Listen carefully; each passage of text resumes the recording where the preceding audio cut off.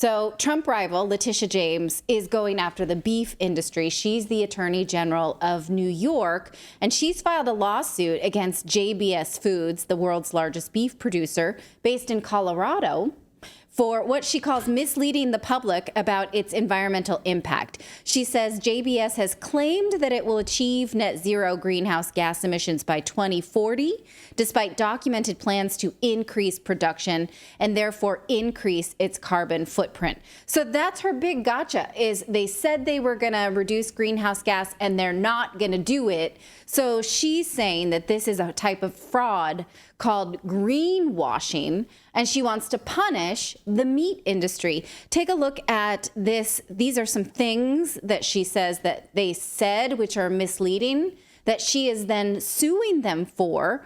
They said that agriculture can be part of the climate solution. Bacon, chicken wings, and steak with net zero emissions. It's possible. That's fraud? To say that they think that meat is a sustainable part of a future. So she's labeling that as fraud in her case? That's unbelievable. No, these are things that they said that she's calling fraudulent greenwashing. Yeah, that's what I just said. Yeah. So these are part of maybe their marketing or something they've said. Right. And she's calling this out. By the way, you can do this in England. You can go after companies, right? That's why you see no television ads in England that are like, makes you happier. Well, they can't say that, right? Because... Okay, beyond just, though, that this is advertising, what they're doing is speaking on behalf of their industry. And I can prove to you that actually the meat industry has cut emissions and become more efficient in the United States alone. So I'm just curious if she didn't study the same things I did, because she's saying we will cut our own emissions 30% in 2030 and eliminate Amazon deforestation from our supply chain within 5 years. Also that they're going to achieve net zero greenhouse gas emissions. So, okay, you better watch out if you say that you think chicken wings and bacon should be a part of the climate future, because you could get litigated against also. Also, a lot of companies are saying that they're going to be carbon neutral or setting these climate change targets and not hitting them. They're not getting litigated for that, though. They're answering to their shareholders. Just last week, we covered how Audi said that they would not go all electric for their fleet by 2026. Is that an environmental promise? A contract that we can now litigate because they're not doing that? If so, businesses had better watch out. Don't say boo about the environment unless you can prove it. But this would mean that the Attorney General has to prove that her claims about the meat industry are true. Here's from her press release about the litigation. She's saying industrial animal agriculture, however, has a substantial environmental footprint. Beef has the highest total greenhouse gas emissions of any major food commodity, and beef production is linked to large-scale deforestation, especially in the rainforest, which further drives climate change by releasing greenhouse gases and eliminating trees and plants that absorb and store carbon dioxide, known as carbon sinks. Okay, there are a lot of problems with this statement, and climate scientists know it. You would think that all of this can be presented in court. Here are a few. Beef production around the world, she points out, has a 14.5%. It accounts for 14.5% of annual global greenhouse emissions. That's true. But that is a global number. So you would think that in a less developed country as the United States, beef production probably would be much higher percentage of global greenhouse gas emissions per year. But in the United States, it is much lower. In fact, in the UK, beef production is only responsible for 4% annually. In the US, any guesses? Because guess what? In the US, we're pretty good at agriculture, at livestock agriculture. Any guesses what it is in the United States, boys? 2%. You looked at my notes again. I was going to say she asked me at dinner. She asked me earlier today, and I got it correct at dinner. And she said, "You're right." So I wanted to. You wanted credit. I want to get credit, and I want to be right again twice in one day. Oh, okay. It really impressed the kids that he did get that right. Yeah. In the United States, beef production is only responsible for 2% of the country's emissions. It's nowhere near 14.5%. That's a global average. So that 14.5% number that climate activists spread around about meat production, that's misleading, and they know it. And they know that if other countries emulate the United States agriculture, they can get their numbers down too by just learning and improving. So this is a chart from the EPA showing that beef emissions in the United States adds up to only about 2.2%. So that's crazy. Why don't they know that? Why is she litigating on this 14%?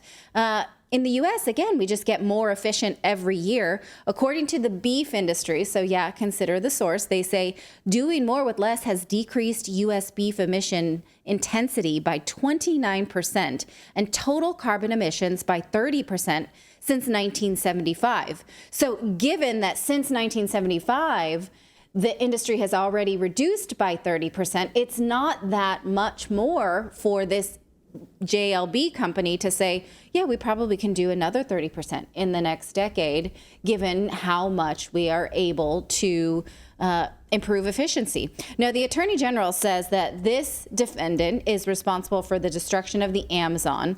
Does she know that that's not in her purview? She's the Attorney General of New York. But she's very concerned about the Amazon rainforest. Right.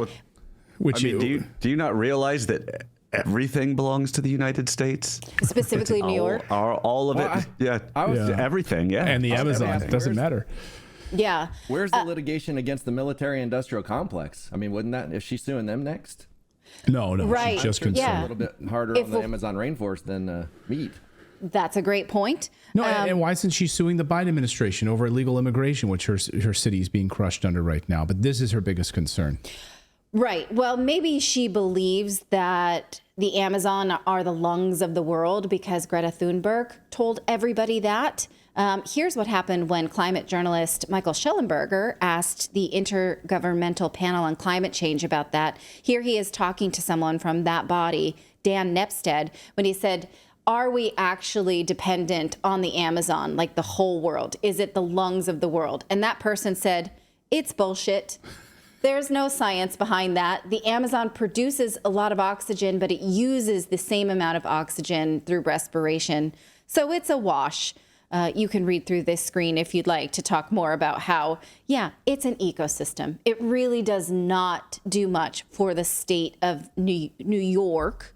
So somebody please update AG James on that matter. Another problem with this lawsuit is that it claims that greenhouse gas emissions result in total global warming and human-led climate change. We've been over this ad nauseum. Nobody has been able to prove that definitively. Human-led climate change has yet to be proven, even with IPCC United Nations models, where their entire job is to prove it, and they are trying to prove it. They still have not. Now, whenever I see these climate changers talking about meat, I have to wonder this: why don't they also target junk food? That's interesting, right? So this comes from the Great Plant-Based Con, a fantastic book that I do recommend. She talks about how in the UK, the average person's food emissions are about 6,000 grams of carbon dioxide per day, with the emissions generated by meat, fish, and eggs and dairy only marginally more than those generated by a combination of sugar, sweets, chocolate, cakes, desserts, soft drink, alcohol, rice, bread, pasta, cereal, and food waste. So you have to ask then why the narrative has been so skewed towards an insistence that we reduce or eliminate consumption of meat and animal source foods. An alternative narrative could easily be, and could still be, cut down on sweets, empty carbs, junk food, and food waste to save the planet. Some studies support this absolutely, with one concluding that in some parts of the world, the greatest reduction in per capita carbon footprint would be achieved by reducing the consumption of sweets and ultra-processed food alone.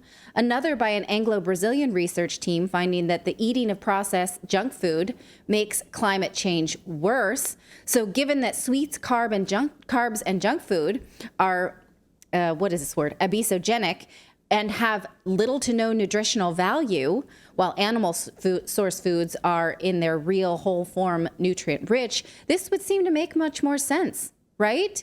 And so, given that one, is terrible for you.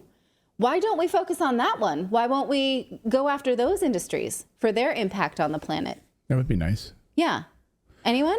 No, maybe we should go after the Beyond Meat Burger factory. Well, they have been proven to have a terrible impact on the planet because of the monocrops and the high processing that comes from that. And also this study published just in January of 2024 shows that processed food, amongst which these, meat Fake like meat patties. patty foods are associated with at least 32 damaging health outcomes. Be interesting to look at. Including cancer, heart disease, anxiety, all-cause mortality. So why doesn't the AG go after those foods, which are neither good for the planet nor our bodies?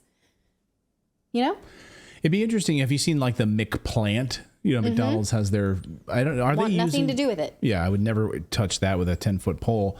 Actually, I would. I would touch it with a 10-foot pole. I'd have someone throw it up and I'd smack it. Yeah. But I would love to see like a McPlant versus like a quarter pounder with cheese. Like what impact it actually has, not from Leticia James's mouth, but what actual the meat production versus the McPlant. Yeah.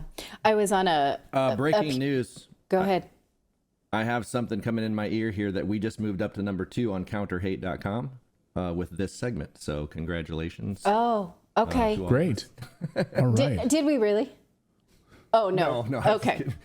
Just like, like you can't talk about this because we hate deny, or we're climate deniists. Right. Yeah. They call us new deniers when we talk about how these solutions are actually not that good. I was on a PTA chat at the school that my kids go to, and they were saying, well, for the welcome back picnic, should we separate the barbecues for the veggie burgers and the meat burgers? And they only asked vegetarians in the group, would you be upset if the veggie burgers were on the meat grills? And I rang in and I was like, I actually am a meat eater and I don't want the veggie burgers on the meat grill because those are full of seed oils.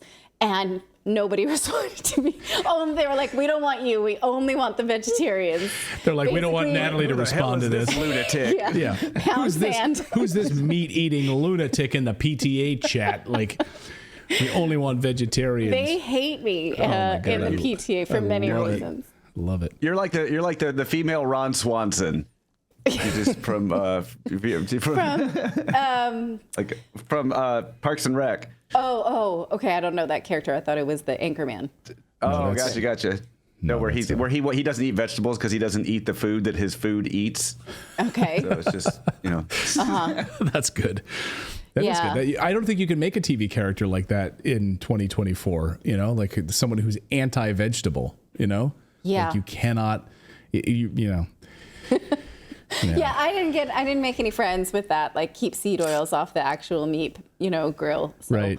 Anyway, I don't have any friends anyway. We were at that barbecue, and one of the moms came over, and she's like, "Oh, yeah, I haven't eaten yet." And she's like, "Are there any veggie burgers left?" And I said something like, you wouldn't want that anyway. Or I just made up. Yeah, and she was like, "Oh, my son eats those," and we're like, "Okay." I mean, we're not. You do you. We're not those kind of parents. We're like, "Oh, you give your kids soda." We try really hard to just live and let live. But why only ask the vegetarians in the group?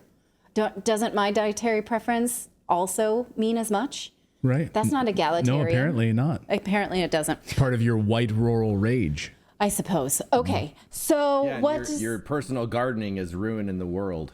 Right. Yeah, right. What does the Attorney General want with this lawsuit? Here it says she's asking the court to require this meat company to cease its net zero by 2040 advertising campaign. But what if they make it, right? Then what are you going to do? Like, could they countersue by 2040 and say we actually did this? She wants a third-party audit of its compliance with New York consumer protection statutes. And she wants all of this money, which she's calling ill-gotten gains. Like, they sold you meat, you bought it. Did you buy it on a false premise? And then you should be compensated because you wouldn't otherwise have bought that meat.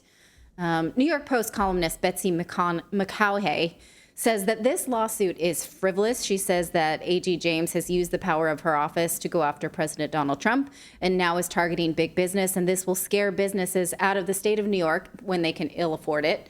So what do you think? Is this frivolous? It would seem to me that it's so easy to disprove these things in court, but I'm not a lawyer for the beef industry, so let me know what you think. Oh my gosh, this is what the world has come to.